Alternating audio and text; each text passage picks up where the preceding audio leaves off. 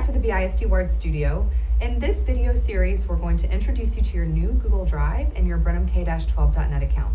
So the first thing I want you to do is start in your brenhamk-12.net Gmail account, which you see here on the screen, and then you're going to direct your attention to the Apps grid in the top right-hand corner. When we click on the Apps grid, we're going to navigate to the colorful triangle right here, which is your Google Drive.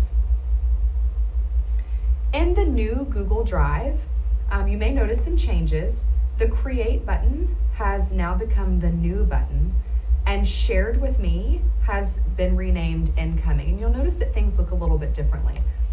If you would like to switch between the new drive or the old drive, you can do that under your Google Drive settings, although this feature will probably be removed when they permanently roll all users over to the new Google Drive. Let's talk about the New button. This is where you go to create any new Google Docs or upload existing files and folders into your Google Drive. You also have this button for Incoming, whereas My Drive are all of the files and folders that belong to you or that you have created. Incoming is everything that people have shared with you. Now this can get a little bit messy because anyone can share anything with you at any time. So I like to leave Incoming as my sort of messy pile of papers on my desk that I may or may not need in the future. However, if there is a file that I know I'm going to need that somebody has shared with me, if you mouse over that file and scoot over to the right, you can add this file to your Google Drive. That way, your Google Drive, I'm going to put this in the BHS folder. So now I've moved that file from Shared with Me into my BHS Google folder, which is right here. That way, my Drive documents are my intentional files, and everything that's in Incoming, I may or may not need again.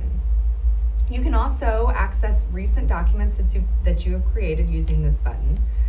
You can star important documents that you know you're going to use often, and let me show you how to do that.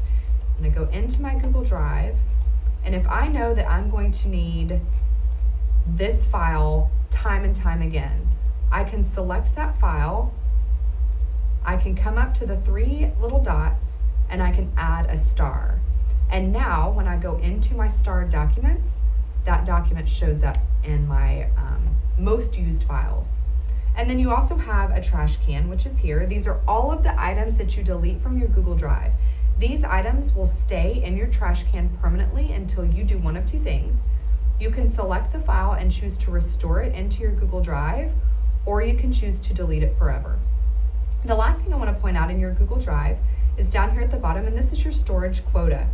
You now have unlimited storage in your Google Drive, so you can upload documents and create documents without the fear of meeting a storage quota.